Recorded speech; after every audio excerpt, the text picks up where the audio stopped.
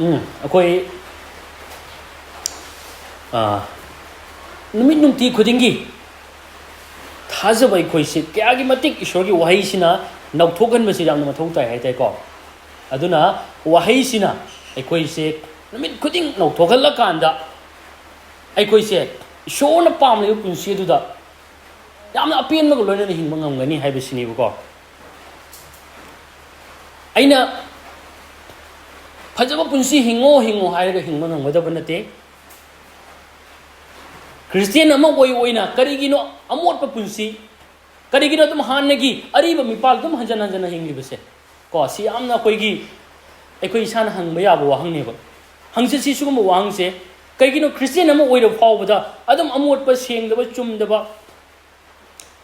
ngakpi ba leitaba nungsi ba leitaba noluk ba leitaba myam akoi thengnei akoi manaktasu aduga mayamusu pau tai adu kari gi damakto no nona pokhraba asengbo oikraba ikhoida leiri ba se habise aduna adu kari degi oire kadege habise ngasi gi sarmon ji tamina raga koi khangmina gani ngasi gi sarmon ase aina masi gi theme se Khristada anouba meepal ma haiba ko topic se na thamjabani akoina yeng Bible ki manung sida mayam phangi manung thangba mi anouba machat haibana singba mayam ma khoina mayam tare o phangi haiba machat haiba mayam singse kana dano haiba matamda thajaba khoidani ba haise aduna pap ki machat haiba sidi akoina khangi pap ki ariba adugum laba misak asina khangali ba sidi tayong pan la liba thajaba amadi पाप की फत्तब अमोट पसे अदुम तौदुना लेरिबा मीसिंग सिबु खंगहलेबा अरिबा मी सिना को आमेन अनौबा मी सिना मनुम थंगबा मी सिना दुगा अनौबा मचत सिना खंगहलिबा सिना थाजबा सिंगु खंगहलि अरिबा मचत सेंगदबा चुमदबा अमोटपा मचत मयाम सिंगिना खंगहलि सिना थाजबा सिंगु खंगहलि को अदुना हाइरिबा आइना हाइजनिंग बसिदि अदुगम लबा महौसागी ओइबा पाव को हाइरिबा अरिबा मचत महौसागी बा पाव सिना मरम ओइरगा कैदौ हली हाइबा मतमदा ईश्वरगा आइखोइ मियोइबगा लेनरिबा मरि असे तना हली अदुगा ईश्वरगा मियोइबगा येकनबसु ओइहलि हाइते मसुगम लबा अरिबा मचत असिना मरम ओइरगा अदुबु आइखोइना को मुन्ना तामिनसि आइखोइना हेक जीसुदा थाजरपा मतमदा अखोई नौना पोक पुंसियदो अखोई फंगलबनी नौना हेक पोकपा मतमदगी महौसागी ओइबा अरिबा पापतो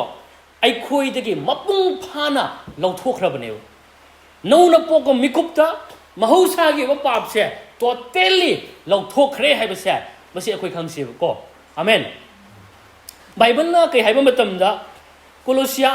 पंदुप अनिगी पद 33 दको कोलोसिया पंदुप अनिगी पद 33 द सुमाइना हाइ खुदना उन कक्पा नत्तबा अदुबु पाप की ओइबा हक्चांग अदु लौथोक्तुना ख्रिस्तना उन कक्पीबगी मपाना मंगोंदना खोइबु उन कक्पीरे हाय यंगो सिरिसि हाइसे खुदना उन कक्पा नत्तना पाप की ओइबा हक्चांग अदु लौथोक्तुना ख्रिस्तना उन कक्पीबगी मपाना मंगोंदना खोइबु उन कक्पीरे हाय सिगा हाइसे हक्चांगी उन कक्पगी वाफम नति बसे जारिसे मसिदा हाइसिदि थवाइगी ओइबा उन कक्पगी मतांगनिको आमेन अदुना तसेंग सिगैसिग हाइसे उन कक्पा हाइबगी थवाइगी ओइबा उन कक्पा हाइबसिगी अर्थदि पाप की ओइबा महौसादो मपुंग फाना अखोइदगी लौथोखरे हारिबनेबो यो पाप की ओइबा हक्चांग अदु लौथोक्तुना को यो सिगाइसे कोलोसियानी की 33 हाइसे पाप की ओइबा हक्चांग अदु लौथोक्तुना हाइबदी अरिबा पाप की अदुगम लबा मचत अदो तसेंगना अखोइना उन कक्पा थवाइगी उन कक्पा बोर्न ओइबा मतमसिदा लोइना पाप क्योबा अदुगम लो हक्चांग अदो अपामबदो मचत अदो टोटली अखोइदगी लौथोखरे रिमूव तौथोखरे हाइबसिनेबो आमेन अदुना पखोंजबा पोलसु रोमियो पंदुक तरुक्ता अखोइना पारगदि खंगनी मतौ करमना अखोइगी अरिबा मिपाल असिना हाइबदी पाप क्योबा अदुगम लबा अरीब महौसा से करमाय तौना मपुंग फाना लौथोखी हेबदो आइरिबा रोमियो पंदुक तरुक किसे अखोइना पार खंगनेबको ꯑꯃꯗ ꯌꯦꯡꯃꯤꯟꯅꯁꯤꯅꯦ ꯑꯗꯨꯅ ꯍꯥꯏꯔꯤꯕ ꯁ꯭ꯀ꯭ꯔꯤꯞꯆꯔꯁꯦ ꯑꯩꯅ ꯍꯥꯏꯔꯛꯇ꯭ꯔꯤꯉꯩꯗ ꯑꯩꯅ ꯃꯥꯡꯖꯧꯅꯅ ꯍꯥꯏꯖꯅꯤꯡꯕꯗꯨꯗꯤ ꯑꯩꯈꯣꯏꯅꯅꯦ ꯀꯣ ꯏꯆꯤꯟ ꯑꯝꯇꯪ ꯃꯨꯟꯅ ꯆꯅꯤꯡ ꯇꯥꯅ ꯇꯥꯃꯤꯟꯅꯁꯤꯀꯣ ꯑꯩꯈꯣꯏꯅ ꯑꯔꯥꯟ ꯈꯨꯕꯝꯁꯦ ꯑꯩꯈꯣꯏꯅ ꯍꯦꯛ ꯐꯪꯕ ꯃꯇꯝꯗ ꯊꯥꯖꯕꯁꯤꯡꯒꯤ ꯄꯥꯞꯀꯤ ꯑꯣꯏꯕ ꯑꯗꯨꯒꯨꯝꯂꯕ ꯃꯍꯧꯁꯥꯗꯣ ꯃꯇꯝ ꯄꯨꯝꯅꯃꯛꯀꯤ ꯑꯣꯏꯅ ꯀ꯭ꯔꯣꯁꯇ ꯏꯕꯨꯡꯉꯣꯒꯤ ꯃꯊꯛꯇ ꯄꯨꯕꯤꯈ꯭ꯔꯦ ꯍꯥꯏꯕꯁꯤꯅꯦꯕ ꯑꯗꯨꯒ ꯄꯨꯟꯅ ꯖꯤꯁꯨꯅ ꯐꯨꯝꯕ ꯃꯇꯝꯗ ꯑꯩꯈꯣꯏꯒꯤ ꯄꯥꯞ ꯑꯗꯣ ꯐꯨꯝꯈ꯭ꯔꯦ ꯍꯥꯏꯕꯁꯤꯅꯦꯕ ꯍꯥꯂꯦꯂꯨꯌꯥ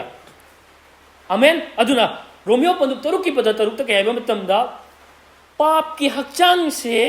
ꯃꯥꯡꯍꯟꯅꯅꯕ ꯄꯥꯞꯀꯤ ꯍꯛꯆꯥꯡ ꯃꯥꯡꯍꯟꯅꯅꯕ ꯑꯩꯈꯣꯏꯅ ꯑꯃꯨꯛ ꯄꯥꯞꯀꯤ ꯃꯤꯅꯥꯏ ꯑꯣꯏꯗꯅꯕ ꯑꯩꯈꯣꯏꯒꯤ ꯑꯔꯤꯕ ꯃꯤ ꯑꯗꯨ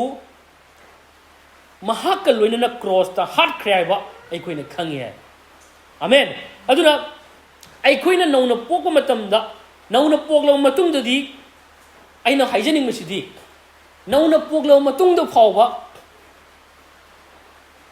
ꯑꯩꯈꯣꯏꯅ ꯃꯔꯛ ꯃꯔꯛꯇ ꯁꯣꯏꯔꯛꯄ ꯃꯇꯝꯗ ꯈꯪꯍꯧꯗꯅ ꯁꯣꯏꯔꯛꯄ ꯈꯪꯅ ꯅꯠꯇꯦꯀꯣ ꯈꯪꯍꯧꯗꯅ ꯑꯩꯈꯣꯏꯅ ꯁꯣꯏꯔꯛꯄ ꯑꯩꯈꯣꯏꯅ ꯈꯪꯍꯧꯗꯅ ꯁꯣꯏꯔꯛꯄ ꯃꯇꯝꯗꯅꯦ ꯑꯩꯅ ꯍꯥꯏꯖꯅꯤꯡꯕꯗꯨꯗꯤ ꯑꯩꯈꯣꯏꯁꯤ ꯑꯃꯨꯛ ꯍꯟꯅ ꯄꯥꯄꯤ ꯍꯥꯏꯕꯗꯨ ꯑꯣꯏꯗ꯭ꯔꯦꯕꯀꯣ ꯅꯧꯅ ꯄꯣꯛꯂꯕ ꯃꯇꯨꯡꯗ ꯑꯗꯨꯅ ꯉꯁꯤ ꯑꯅꯧꯕ ꯋꯥꯂꯦꯞꯅꯕꯒꯤ ꯅ꯭ꯌꯨ ꯀꯣꯚꯦꯅꯦꯟꯠꯒꯤ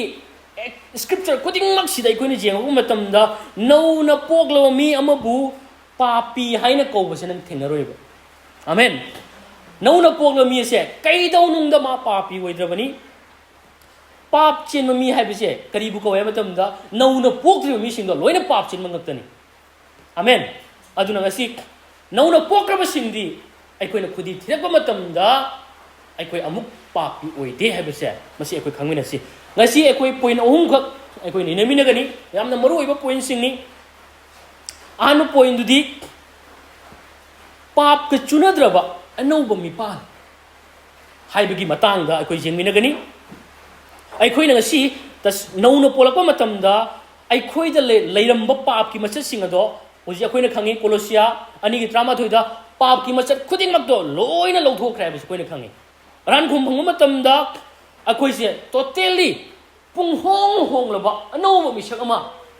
ꯑꯣꯏꯍꯟꯈ꯭ꯔꯦ ꯍꯥꯏꯕꯁꯦ ꯑꯩꯈꯣꯏ ꯈꯪꯉꯤ ꯑꯗꯨꯅ ꯑꯩꯈꯣꯏ ꯑꯝꯇ ꯌꯦꯡꯃꯤꯟꯅꯁꯤ ꯑꯅꯤꯁꯨꯕ ꯀꯣꯔꯤꯟꯊꯤꯌꯥ ꯄꯟꯗꯨꯞ 5ꯒꯤ ꯄꯗ 13 ꯑꯩꯈꯣꯏꯅ ꯈꯪꯉꯤ ꯀꯅꯥꯒꯨꯝꯕ ꯑꯃꯅ ꯈ꯭ꯔꯤꯁꯇꯗ ꯂꯩꯔꯕꯗꯤ ꯃꯍꯥꯛ ꯑꯅꯧꯕ ꯈꯨꯠꯁꯦꯝꯅꯤꯀꯣ ꯑꯅꯧꯕ ꯈꯨꯠꯁꯦꯝꯅꯤ ꯃꯍꯥꯛ ꯑꯔꯤꯕ ꯄꯣꯠ ꯄꯨꯝꯅꯃꯛ ꯂꯥꯟꯊꯣꯛꯈ꯭ꯔꯦ ꯌꯦꯡꯉꯨ ꯄꯣꯠ ꯄꯨꯝꯅꯃꯛ ꯏꯅꯧ ꯅꯧꯔꯦ ꯍꯥꯏ ꯑꯩꯈꯣꯏ ꯃꯃꯥꯡꯗ ꯃꯌꯥꯝ ꯑꯃ ꯇꯥꯈꯤ ꯇꯥꯔꯒꯁꯨ ꯑꯃꯨꯛ ꯑꯩꯈꯣꯏ ꯃꯨꯟꯅ ꯈꯟꯊꯁꯤꯕ ꯍꯥꯏꯔꯤꯕ ꯋꯥꯔꯤꯁꯦ ꯑꯃꯨꯛ ꯃꯨꯟꯅ ꯌꯦꯡꯁꯤꯕ ꯖꯤꯁꯨꯗ ꯀꯅꯥꯒꯨꯝꯕ ꯑꯃꯅ ꯂꯥꯛꯄ ꯃꯇꯝꯗ ꯃꯥꯒꯤ ꯑꯔꯤꯕ ꯃꯆꯠ ꯁꯥꯖꯠ ꯂꯤꯆꯠ ꯑꯔꯤꯕ ꯄꯥꯞꯀꯤ ꯑꯣꯏꯕ ꯅꯦꯆꯔ ꯄꯨꯝꯅꯃꯛꯁꯦ ꯂꯣꯏꯅ ꯂꯧꯊꯣꯛꯈ꯭ꯔꯦ ꯄꯨꯡꯂꯧ ꯂꯧꯊꯣꯛꯈ꯭ꯔꯦꯕ ꯃꯥꯁꯦ ꯑꯃꯨꯛ ꯍꯟꯅ ꯄꯥꯄꯤꯒꯤ ꯃꯆꯠꯇꯣ ꯌꯥꯎꯗ꯭ꯔꯦꯕ ꯇꯣꯇꯦꯜꯂꯤ ꯃꯥꯁꯦ ꯑꯅꯧꯕ ꯑꯣꯏꯈ꯭ꯔꯦ ꯄꯨꯡꯅꯧ ꯅꯧꯕ ꯕ꯭ꯔꯦꯟ ꯅ꯭ꯌꯨ ꯑꯣꯏꯈ꯭ꯔꯦ ꯍꯥꯏꯕꯁꯦ ꯑꯩꯈꯣꯏꯅ ꯁ꯭ꯀ꯭ꯔꯤꯞꯆꯔꯁꯤꯗꯒꯤ ꯑꯩꯈꯣꯏꯅ ꯎꯕ ꯐꯪꯉꯦꯕ ꯑꯗꯨꯅ ꯃꯁꯤꯗꯒꯤ ꯑꯩꯅ ꯃꯌꯥꯝꯗ ꯍꯥꯏꯖꯅꯤꯡꯕꯗꯨꯗꯤ ꯑꯅꯧꯕ ꯃꯤꯁꯛ ꯑꯃ ꯑꯩꯈꯣꯏꯁꯤ ꯑꯣꯏꯍꯟꯕꯤꯕ ꯈꯛꯇ ꯅꯠꯇꯅ ꯙꯔꯃ ꯆꯦꯟꯕ ꯏꯕꯨꯡꯉꯣ ꯃꯍꯥꯛꯀꯤ ꯙꯔꯃ ꯆꯦꯟꯕ ꯑꯗꯨꯒ ꯃꯄꯨꯡ ꯐꯥꯕꯗꯣ ꯉꯁꯤ ꯍꯥꯏꯕꯗꯤ ꯃꯄꯨꯡ ꯐꯥꯕ ꯈ꯭ꯔꯤꯁꯇꯒꯤ ꯁꯛꯇꯝ ꯈ꯭ꯔꯤꯁꯇꯒꯤ ꯐꯖꯕ ꯁꯛꯇꯝ ꯑꯗꯨ ꯐꯥꯎꯕ ꯏꯁꯣꯔꯒꯤ ꯋꯥꯍꯩꯅ ꯑꯩꯈꯣꯏꯅ ꯈꯪꯉꯤ ꯑꯦꯐꯤꯁꯥ ꯄꯟꯗꯨꯞ 4ꯒꯤ ꯄꯗ 24ꯗ ꯏꯁꯣꯔꯒꯤ ꯁꯑꯣꯡꯗꯣ ꯉꯁꯤ ꯑꯣꯟꯊꯣꯛꯈ꯭ꯔꯦ ꯍꯥꯏꯕꯅꯤ ꯑꯩꯈꯣꯏꯁꯦ ꯑꯃꯦꯟ ꯑꯗꯨꯒꯨꯝꯂꯕ ꯄꯥꯞꯀꯤ ꯃꯆꯠ ꯇꯣꯇꯦꯜꯂꯤ ꯌꯥꯎꯗ꯭ꯔꯕ ꯃꯤꯁꯤꯡꯅꯦꯕ ꯑꯩꯈꯣꯏꯁꯦ ꯑꯗꯨ ꯇꯥꯔꯒꯗꯤ ꯑꯩꯅ ꯃꯁꯤꯗꯒꯤ ꯍꯪꯅꯤꯡꯕꯗꯨꯗꯤ ꯀꯩꯅꯣ ꯍꯥꯏꯕ ꯃꯇꯝꯗ ꯃꯍꯧꯁꯥꯒꯤ ꯑꯣꯏꯕ ꯄꯥꯞ ꯈꯨꯗꯤꯡꯃꯛꯇꯣ ꯑꯩꯈꯣꯏꯗꯒꯤ ꯉꯁꯤꯗꯤ ꯇꯣꯇꯦꯜꯂꯤ ꯂꯧꯊꯣꯛꯈ꯭ꯔ ꯃꯇꯨꯡꯗꯁꯨ ꯑꯩꯈꯣꯏꯅ ꯑꯗꯨꯝ ꯑꯁꯣꯏꯕ ꯇꯧꯔꯛꯂꯤꯁꯦ ꯀꯩꯒꯤꯅꯣ ꯁꯤꯅꯤꯗ ꯄꯥꯞꯀꯤ ꯃꯆꯠꯇꯤ ꯂꯧꯊꯣꯛꯈ꯭ꯔ ꯃꯇꯨꯡꯗ ꯌꯥꯎꯗ꯭ꯔ ꯃꯇꯨꯡꯗ ꯐꯥꯎꯕ ꯑꯗꯨꯝ ꯀꯔꯤꯒꯤꯅꯣ ꯑꯩꯈꯣꯏꯅ ꯉꯁꯤ ꯑꯁꯣꯏꯕ ꯑꯗꯨꯝ ꯇꯧꯔꯛꯏꯁꯦ ꯃꯗꯨꯒꯤ ꯄꯥꯎꯈꯨꯝꯗꯤ ꯀꯩꯅꯣ ꯍꯥꯏꯕ ꯃꯇꯝꯗ ꯑꯩꯈꯣꯏꯒꯤ ꯄꯨꯛꯅꯤꯡ ꯋꯥꯈꯜꯁꯦ ꯅꯧꯍꯟꯗꯕ ꯂꯧꯊꯣꯛꯍꯟꯗꯕ ꯁꯤꯖꯤꯟꯅꯗꯕ ꯍꯥꯏꯇꯥꯔꯦ ꯏꯁꯣꯔꯒꯤ ꯋꯥꯍꯩꯗꯨꯗ ꯌꯨꯁ ꯇꯧꯗꯕ ꯍꯥꯏꯇꯥꯔꯦ ꯄꯨꯔꯥ ꯀꯥꯡꯒꯊꯥꯡ ꯑꯣꯏꯍꯟꯕ ꯍꯥꯏꯇꯥꯔꯦꯀꯣ ꯃꯊꯧ ꯀꯥꯟꯅꯍꯟꯗꯕ ꯑꯗꯨꯒꯨꯝꯕꯒꯤ ꯁꯤꯖꯤꯟꯅꯗꯕ ꯀꯣꯛ ꯍꯥꯏꯇꯥꯔꯦ ꯄꯨꯛꯅꯤꯡ ꯋꯥꯈꯜ ꯍꯥꯏꯇꯥꯔꯦ ꯑꯗꯨꯒꯤ ꯃꯔꯝꯅ ꯑꯩꯈꯣꯏꯗ ꯇꯧꯐꯝ ꯊꯣꯛꯇꯕ ꯅꯦꯆꯔꯗꯣ ꯑꯩꯈꯣꯏꯗ ꯇꯧꯔꯛꯄꯩ ꯋꯥꯅꯦꯕ aduga maram amana hakchangi apamba asina hakchangi apamba sugumba athemba sina maram oiraga aikoina ngasagi akoina khudi thiri buko ko athemba si sujamna berane bo akoina keno le yenga khangani jacob ki pandup amagi pada tramri da ko jacob ki pandup amagi pada tramri da sumaina ai mahak masagi hakchangi apamba ko tamen si mahak masagi hakchangi apamba na chingthoktuna phajillabada masagi hakchangi apamba na chingsillaga phajillaga chingthoktuna phajillabada mi khuding pu thenduye 이거 학장이 아빠 문을 파질래 누기 마뚱다 프라친 도가 너마 파질러 탐냐 해리고 아두가 미 쿠딩세 로이나 밥도 너버 템두이 해요 아두는 것이 에코이나 강가다 보디 개노 하면 맞답니다 밥도 너버기 뿡닝 아두금 러바 아템바 그야 에코이기 팜다 라고 맞답니다 에코이나 것이 강두시 신이 과이지가 있는 마음다 다하는 것이 पाप की मचत से मपुंग फाना पुंग मांग हन खरबा पाप पुंगम लब थौजा लदो ना का लोइनरी है बसे नंग काव जादे को सुगम लब तंजा असिदा पाप पुंगम लब माइथीब पी खरबा थौजाल इबंगो जीसु ख्रिस्ट दो मदुगी मतिक पांगल दो नंग लोइनरी है बसे नंग काव जादे है बसे नि आमेन अदुना ख्रिस्ट की मरांग काय थौजा लदुदा मतम दुदा नंग चेंसिन जब थौताय अथेम लाख हे मथौ तादे आई मुक्नगे आई थेंगाइनगे हाइबदु नतना आई तुमिना लेथोप नतना आई ख्रिस्ट की थौजाल अदुदा आई चेंशन जो मथौ तायबा आमेन अदुना अदु मतम मदुदा दुमाइनि चेंशन जब तारगदी ngasi ai khoi da pap ki pangal athem amatna ai khoi bun laksin mangam loiba akoina khangi romeo pondu manga gi pada kun kun ma thoi sida dei jengmina si sumai hai aduga wain thugai badu hengat anaba wain thang lakle adu pap hengat pam pham adu da thaujan su yamna hengatle masi pamna shibagi mathak ta palamungumna aikoi gi ibungo jisu christ gi mapana lomba naidana hingba porogana ba thaujana dharma chenmi mapana pana na bani haina masi dai koina opangi hallelujah aduna ngasi haibi scripture ani sidagi aikoina opangmadi पाप की अथेंबा अदुगुमलबा कया अमा अखोइदा लाकपा तारगसु ख्रिस्त की मरांग कायरबा थौजाल अदुना अखोइबु अंगमबा उहेनबिरे हाबसे अखोइ कावबा जादेबा आमेन अखोइबु अंगमबा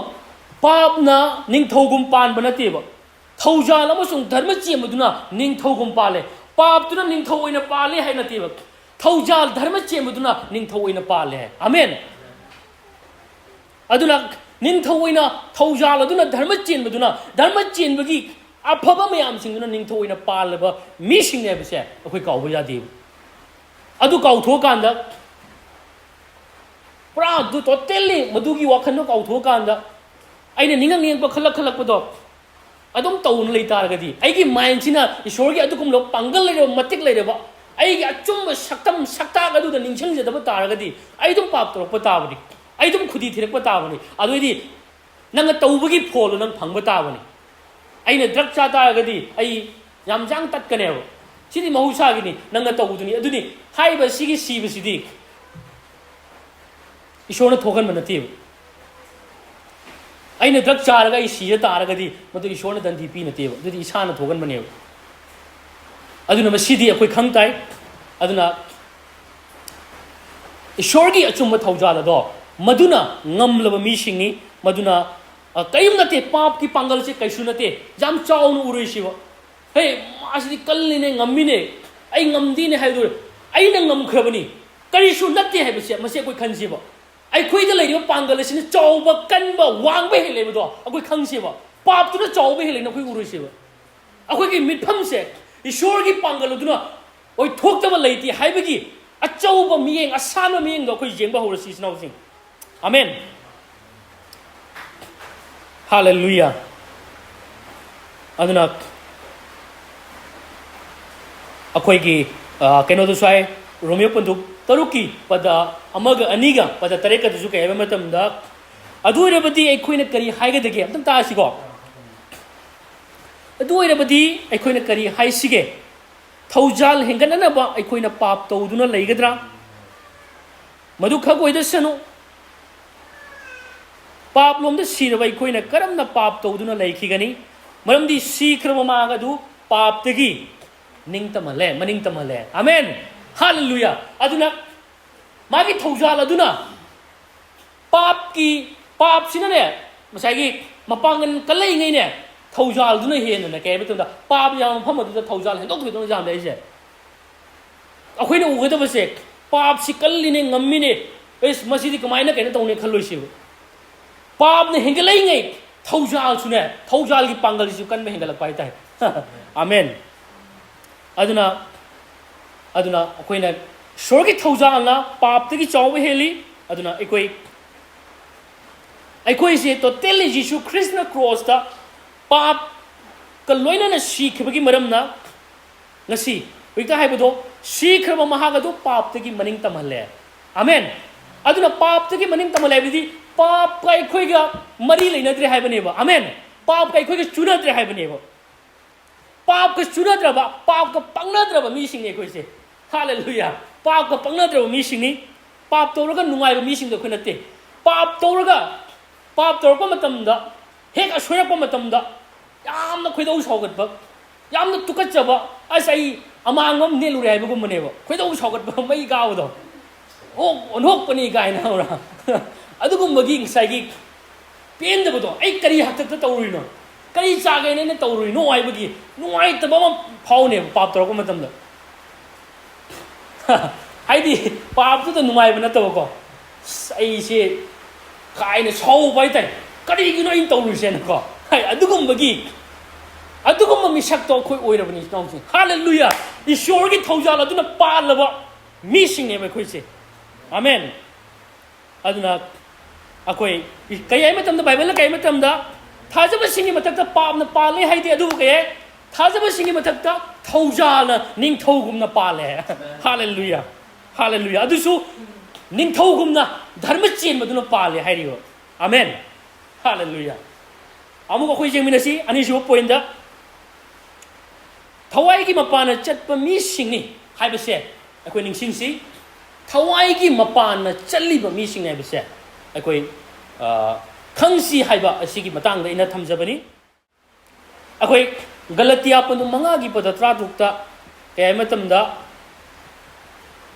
अदुबु अइना हाइरि मदुदि थवाइगी मपाना चलु अदु ओइरबदि नखोइना हक्चांगी अपामदो थुंगहल लोय है थवाइगी मपाना चलु अदु ओइरबदि नखोइना हक्चांगी अपामदो थुंगहल लोय है यो असेसिगा थवाइगी मपाना चलु हाइना हाइसे कइनो हायो मतम मसिगी वाहन थोक्ति केनाय मतमदा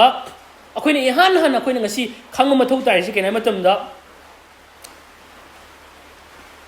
पाप याउद्रबा नौना पोको मतमदा पाप याउद्रबा पाप लौथोख्रबा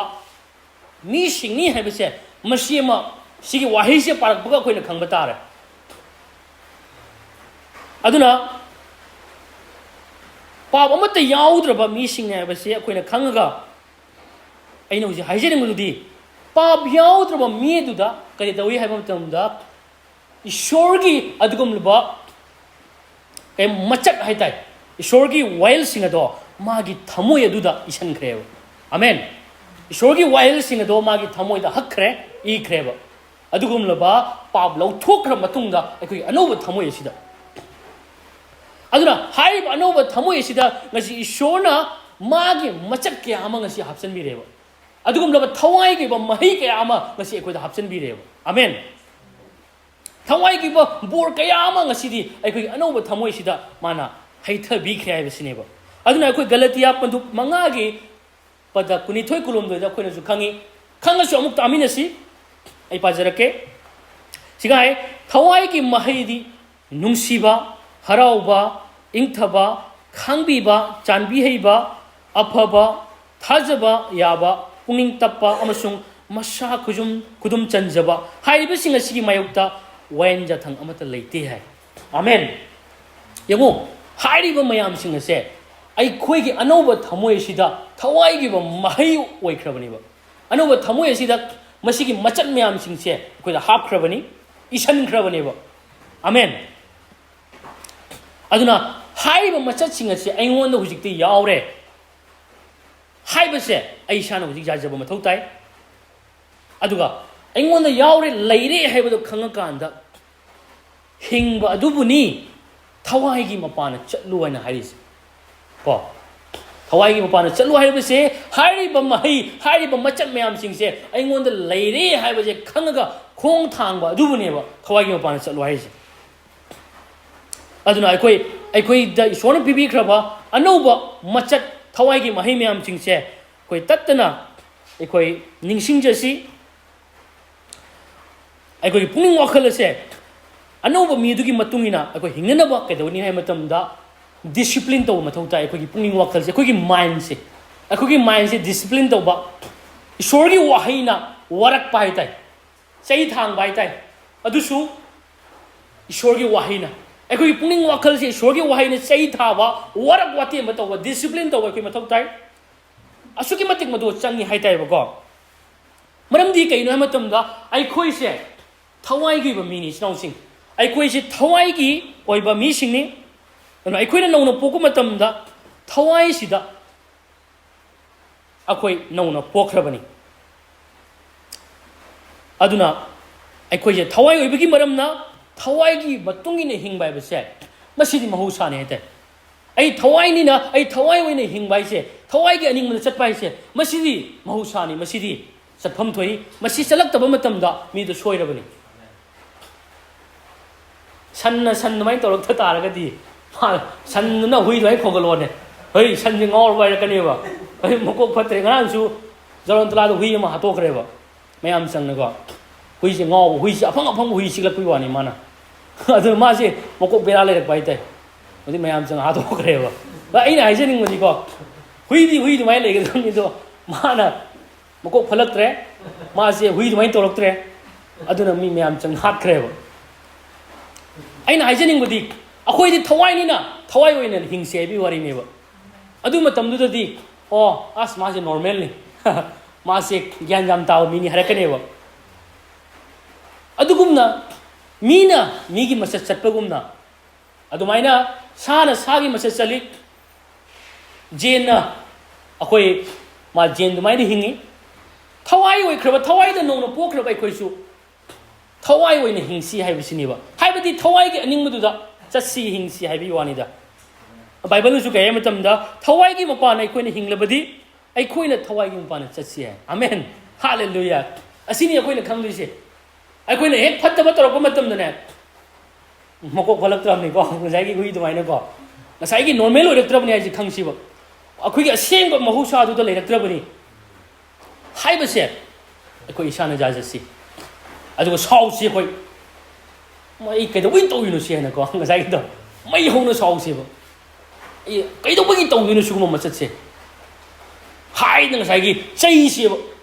sausi sau bai se siga sin na ga da bani sau bai se mingon da pang sau sau ba na te ai na phatta ba to mo tam da phatta ba du do in sau ga da ni mingon da sau ya de ko khoi phatta ba da khoi sausi phatta ba du chai si amot ba machat singa do ma do sausi lai phatta ba de khoi sausi chai si magi machat singa tan thok si ji su gi ming da amen hallelujah akhoi amu je min si ahum su point da ahum su point si di khoi nei shor gi aning ba tau jaba da harau jari ba sing ni hai ba se akhoi ning sing min se akhoi se shor gi aning ba tau jaraga harau jari ba mi sing du ne ba snow sing Samuel. Aduna the sing na ikoi gi pap ki machat sing ado akoi pura mana lo thokhraba gi maram na aikoi gi anouba thamoi asida magi well do akoi da hakhrabani mase kawo ya de maram aduna aikoi na ngasi ishor bu pen na bagi thamoi aikoi da leiri bo well hakhrai se kari gino hai matamda ishona penbi ga do punsi do hinglana bagi damak tani akoi da hakhris asi haire na akoi lana lowe ya de maramdi ngasi de gi chehi lising ni mangda Yishu Christ na cross to bi khiba thabag do gi maramna ꯏꯁꯣꯔꯅ already ꯑꯩꯈꯣꯏꯁꯦ ꯄꯨꯡ ꯄꯦꯟꯅ ꯂꯩꯔꯤꯕꯅꯦꯕ amen ꯄꯨꯡ ꯄꯦꯟꯅ ꯂꯩꯔꯤꯕꯅꯤ ꯑꯗꯨꯅ ꯄꯦꯟꯕꯒꯤ ꯃꯔꯝꯅ ꯑꯩꯈꯣꯏ ꯑꯄꯦꯟꯕ ꯊꯕꯛꯇꯣ ꯑꯄꯦꯟꯕ ꯏꯁꯣꯔ ꯄꯦꯟꯅꯅꯕ ꯍꯤꯡꯉꯛꯇꯣꯏꯅꯦꯕ ꯑꯩꯈꯣꯏꯒꯤ ꯄꯥꯡꯒꯜꯗꯤ ꯏꯁꯣꯔ ꯄꯦꯟꯕ ꯉꯝꯕ ꯅꯠꯇꯦ ꯏꯁꯣꯔꯅ already ꯀ꯭ꯔꯣꯁꯀꯤ ꯊꯕꯛ ꯑꯗꯨꯒꯤ ꯃꯄꯥꯟꯅ ꯄꯦꯟꯕꯤꯕꯒꯤ ꯃꯔꯝꯅ ꯑꯩꯈꯣꯏꯅ ꯃꯥꯅ ꯄꯦꯟꯒꯗꯕ ꯄꯨꯟꯁꯤ ꯑꯗꯨꯗ ꯑꯩꯈꯣꯏ ꯍꯤꯡꯕꯒꯤ ꯋꯥꯅꯦꯕ ꯑꯃꯦꯟ ꯑꯗꯨꯅ ꯏꯁꯣꯔꯒꯤ ꯋꯥꯍꯩꯅꯁꯨ ꯀꯩ ꯍꯥꯏꯕ ꯃꯇꯝꯗ ꯔꯣꯃꯤꯌꯣ ꯄꯟꯗꯨꯞ 8ꯀꯤ ꯄꯗ 12 ꯁꯥꯝ ꯄꯟꯗꯨꯞ 153ꯒꯤ ꯄꯗ 18ꯗ ꯑꯩ ꯄꯥꯖꯔꯒꯦꯀꯣ ꯌꯥꯝ ꯃꯔꯨ ꯑꯣꯏ ꯃꯔꯝꯗꯤ ꯃꯅꯨꯡ ꯊꯪꯕ ꯃꯤ ꯑꯗꯨꯒꯤ ꯃꯇꯨꯡ ꯏꯟꯅ ꯃꯔꯝꯗꯤ ꯃꯅꯨꯡ ꯊꯪꯕ ꯃꯤ ꯑꯗꯨꯒꯤ ꯃꯇꯨꯡ ꯏꯟꯅ ꯏꯁꯣꯔꯒꯤ ꯋꯥꯌꯦꯜꯖꯥꯊꯪꯗ ꯑꯩꯅ ꯍꯔꯥꯎꯖꯩꯌꯦ ꯄꯣꯜꯅ ꯍꯥꯏꯖꯧ ꯃꯅꯨꯡ ꯊꯪꯕ ꯃꯤꯗꯨꯅ ꯑꯩꯅ ꯏꯁꯣꯔꯒꯤ ꯋꯥꯌꯦꯜꯖꯥꯊꯪ ꯑꯗꯨꯗ ꯑꯩ ꯍꯔꯥꯎꯖꯩ ꯍꯥꯏ ꯏꯁꯣꯔꯒꯤ ꯑꯆꯨꯝꯕ ꯑꯅꯤꯡꯕ ꯅꯨꯡꯁꯤꯕꯗ ꯆꯠꯇꯣꯏꯕ ꯈꯥꯡꯕꯤꯕ ꯆꯥꯟꯕꯤꯕ ꯀꯣꯛꯄꯤꯕ ꯑꯩꯈꯣꯏꯅ ꯆꯠꯇꯣꯔꯤꯕ ꯃꯌꯥꯝꯁꯤꯡ ꯅꯣꯂꯨꯛꯄꯗ ꯆꯠꯇꯣꯏ ꯃꯌꯥꯝꯁꯤꯡꯁꯦ ꯌꯥꯝꯅ ꯑꯄꯦꯟꯕꯒ ꯂꯣꯏꯅꯅ ꯆꯠꯇꯣꯏꯅꯤ ꯍꯔꯥꯎꯕꯒ ꯂꯣꯏꯅꯅ ꯆꯠꯇꯣꯏꯅꯤ ꯌꯥꯝꯅ ꯌꯥꯊꯪ ꯑꯃꯒꯨꯝꯅ ꯗꯟꯗꯤ ꯄꯤꯔꯛꯀꯅꯤ ꯅꯪ ꯆꯠꯇ꯭ꯔꯗꯤ ꯑꯗꯨꯃꯥꯏꯅ ꯑꯩꯈꯣꯏꯅ ꯀꯤꯅ ꯇꯧꯗꯣꯏ ꯅꯠꯇꯦꯕ ꯍꯔꯥꯎꯅ ꯑꯩꯈꯣꯏꯅ ꯆꯠꯀꯗꯧꯔꯤꯕ ꯃꯆꯠꯁꯤꯡ ꯑꯗꯨꯅꯤ ꯏꯁꯣꯔꯅ ꯑꯩꯈꯣꯏꯗ ꯐꯤꯠ ꯇꯧꯔꯤꯁꯦ ꯑꯗꯨꯅ ꯍꯔꯥꯎꯅ ꯑꯩꯈꯣꯏ ꯃꯌꯥꯝꯁꯤꯡꯁꯦ ꯍꯔꯥꯎꯅ ꯇꯧꯕ ꯃꯊꯧ ꯇꯥꯏꯌꯦꯕ ꯑꯃꯦꯟ ꯍꯥꯂꯦꯂꯨꯌꯥ ꯑꯗꯨꯅ ꯑꯩꯈꯣꯏ ꯁꯥꯝ 119ꯗꯁꯨ ꯀꯩ ꯍꯥꯏꯕ ꯃꯇꯝꯗ ꯅꯍꯥꯛꯀꯤ ꯁꯥꯈꯤꯁꯤꯡ ꯑꯩꯅ ꯃꯇꯝ ꯄꯨꯝꯅꯃꯛꯀꯤ ꯐꯪꯐꯝ ꯊꯣꯛꯄ ꯑꯣꯏꯅ ꯂꯧꯖꯔꯦ ꯇꯁꯦꯡꯅꯃꯛ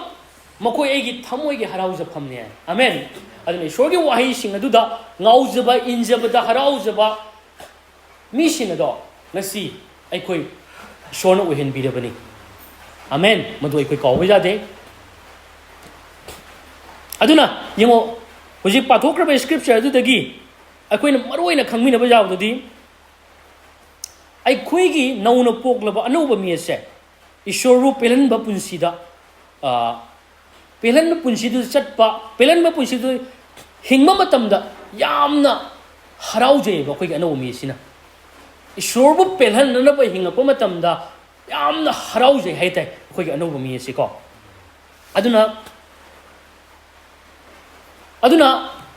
ꯑꯩꯈꯣꯏꯒꯤ ꯑꯅꯧꯕ ꯊꯋꯥꯏ ꯑꯁꯤꯗꯤ ꯏꯁꯣꯔꯒꯤ ꯑꯅꯤꯡꯕꯗꯨꯗ ꯍꯤꯡꯉꯤꯉꯩ ꯄꯦꯟꯖꯕ ꯐꯥꯎꯖꯕ ꯑꯅꯧꯕ ꯃꯤꯅꯤ ꯍꯥꯏꯕꯁꯤ ꯑꯩꯈꯣই ꯅꯤꯡꯁꯤꯡꯁꯤꯕ ꯑꯅꯧꯕ ꯃꯤ ꯍꯥꯏꯕꯗꯤ ꯑꯩꯁꯤꯅꯦꯕ ꯇꯣꯉꯥꯟꯕ ꯅꯠꯇꯦꯀꯣ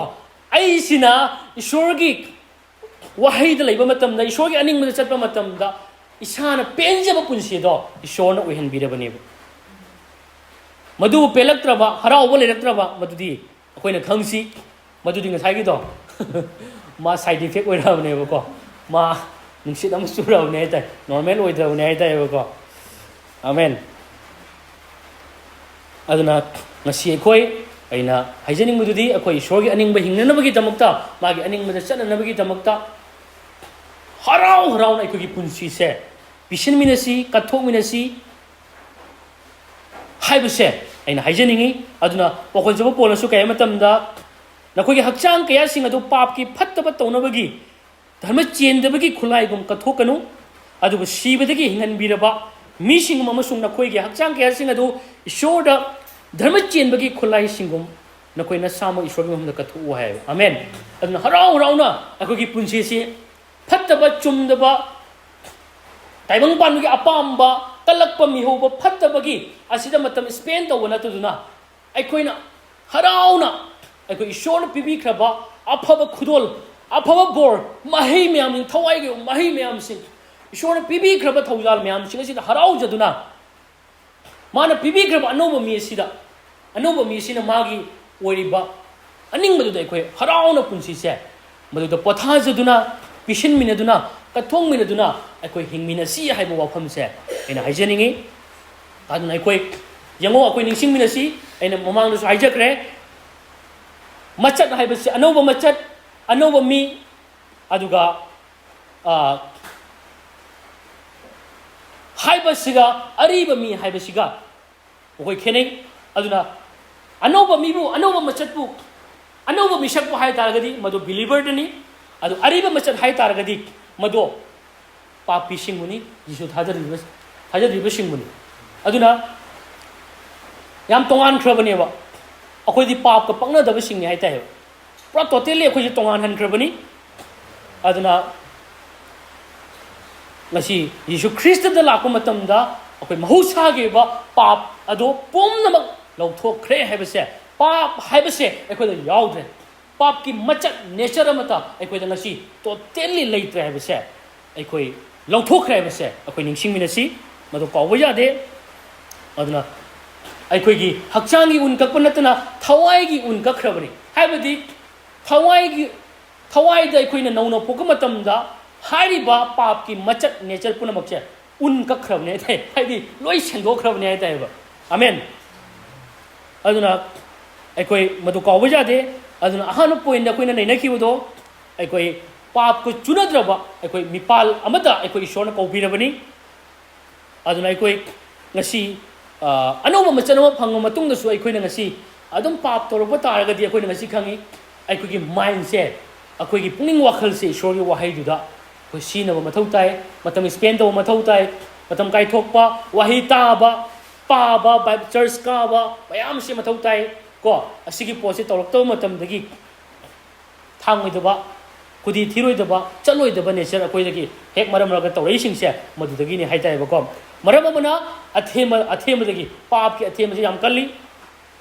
adubu thaujal gi mafam dadi madu kai sunati amen aduna madu athema sing da soi khanga da mani aduna athema la ko matam da akoi madu gi matam da akoi khutak tu da akoi hek negative wakhana ma la ko matam da akoi na khang chu mamang su ni na kre madu da thawai se mana akoi firan gumna signal lam pirakane haidi adui matam da akoi gyan ta haushi masidi akoi aingona themdoi bani ai bise adu khang direct ishori wahai da magi thaujalu do ne chensen ja siwa amen aduna thaujala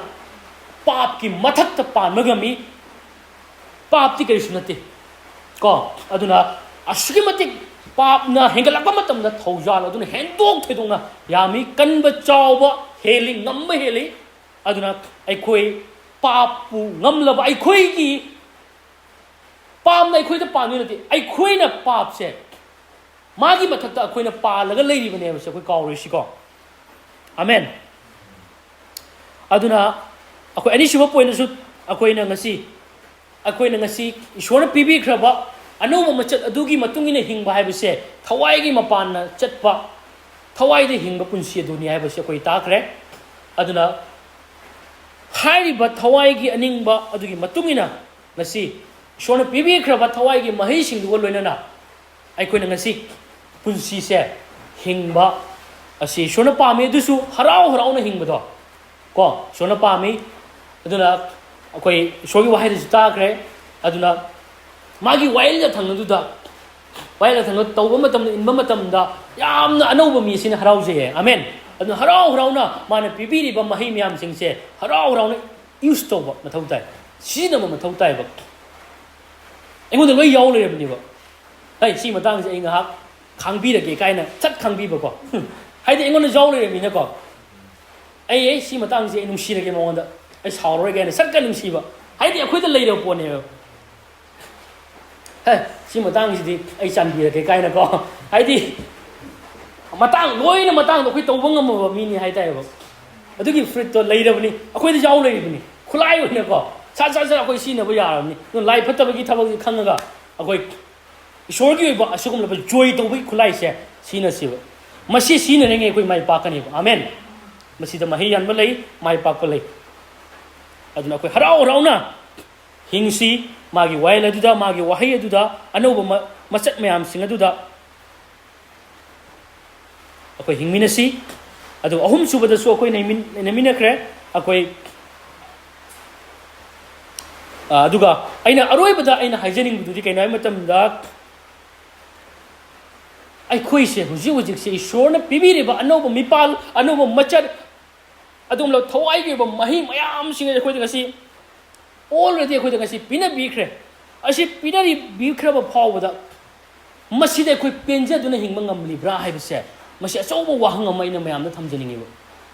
nang madugi mayam singa duga nang penja ba harau jaba ngam labra hai ba se aduga aina amuka hangjaning ba mana kainai matam da pap ke ba phatta ba adugam la apa ma singa du tawba da oina pelaga leiri bra sini do ईश्वर की अफब ma'am Singh तो pen बगी महुत्ता पाप की फत्तब असोइब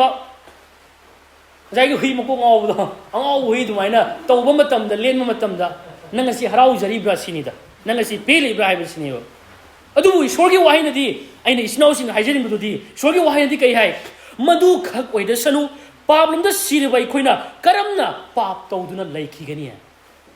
आमेन कोई ma'am पुनि ईश्वर की हमदा चंगमिनसी थागजे प्रभु hallelujah ना हाइनिंगाइ थागजे प्रभु अखोगी पुंसी प्रभु नंगी नुंसिमनबदुगी मरमना नचानिपा थाबिरक्तुना अखोगी पाप की उसिलोइबिदुना अखोगी पाप पुनमक पाप की साजल लिचर अरिब मचन खुदिमा क्रॉस मपुंग फाना लौथोक्रे प्रभु ngasidia nangi anouba thamoy ado pibiduna प्रभु nangi wail sing ado अखोगी thamoy di isin bikre प्रभु थागजे प्रभु मसिगी इसिन खम वाइल सिंग सिना ngasi प्रभु नंगबु हराउना नंगी अनिंग बदुदा अखोइन हराउना पेंजन हिंग बंगसी अखोइन ngमजरी बनी प्रभु नंगी थौजाल अदुगी मपाना पापु अखोइन ngमले प्रभु ngasi एनी पाप की अचौ अचौ बै अखोइन लापु तारगसु मदु चिंथि बनी मदु मिनम बनी लाई फतबगी पांगल खुदिमुसे प्रभु नंग माइथि पिख्रबनी ngasi अखोइदी अशेंग ngमलब मिदी पापु ngमलब मिसिंग अदुनी लाई फतबदी चिंथि बनी पाप ती करी सुनते नंगु फंगजक्रबसिनी मथक्तदी पाप न पांद्रे थौजाल पाले धर्म चिन्मदुना निंगथौगुम पाले प्रभु हालेलुया ngasi प्रभु थागजे प्रभु अखोइ थवाई ओइखिबगी मरमना थवाई द हिंजरिब मी मदुदे हिंजरगा पेंजब हराउजब नुंगाइजब मीसिंग अदो प्रभु नहान ओंथोकपिरे प्रभु कोई पाप तौब मतमदा हराउदे पाप तौब मतमदा प्रभु अखोइना सोयरप मतमदा प्रभु मदु द सेंग अखोइ थवाई द लेते मदु प्रभु नंग पाम नते मदु द हेन अखोइ साउगदबनी मदु चुमदबनी हाइबदुगी पुंगिंग ngasi अखोइ द सेंग ngasi खंगन बिरे लेहन बिरे प्रभु थागजे प्रभु अखोइ ngasi पाप का पंगनदब पाप तगी पुंतोन तोंगानु मिसक नान ओंथोकपिबगी दमक थागजे प्रभु अखोइ थौजाल अदुना मरम ओरगा प्रभु अखोइ मदु खगोइदसनु हाइबगुमना प्रभु पाप त अखोइ लेइत्रब मीदो नान ओंथोकपिबगी दमक थागजे प्रभु पाप की मथक पालन बिबगी दमक थागजे प्रभु अखोइ ngasi di ningtamna anouba harauba anouba mi adugi mapana ngasi ibungo nangi wahai adu da penjaraga harauna nangi bor sing adu enjoy tawjariba adugam laba ibungo misak sing na hangna ibungo hen प्रभु अखोइ ओहेन बिउ प्रभु अखोइ the भाप तादब लेरम खुदिंग मा लौथोक बिदुना थवाई की मिट पाहन बिदुना प्रभु नंगी अनिंग बसते हेन अखोइना खोंग थांगजब पाप तो वर्ग पेंजब नतदुना प्रभु नंगी अनिंग बतौद पेंजब मिसक सिंग हेन प्रभु अखोइ ओहेन बिउ मसिगी अचुमसे अखोइदा थमोइदा मराता हानबिउ प्रभु थागजे प्रभु मसिगी सामुना से अखोइ खुदिमकी दमक्ता बोर्गी मसक प्रभु नान ओंथोक पिख्रे बसे मसे आई थाजे प्रभु नांगना थौजान बिरे बसे थाजे प्रभु तारी खुदिमकी मथक्ता इबुंगो अरेमदा नांग ताहन बिदे थाजे प्रभु थागजे प्रभु हाइजब थागजबनि जब खुदिम यीशु ख्रिस्ट की मिंगदा हाइजबनि आमेन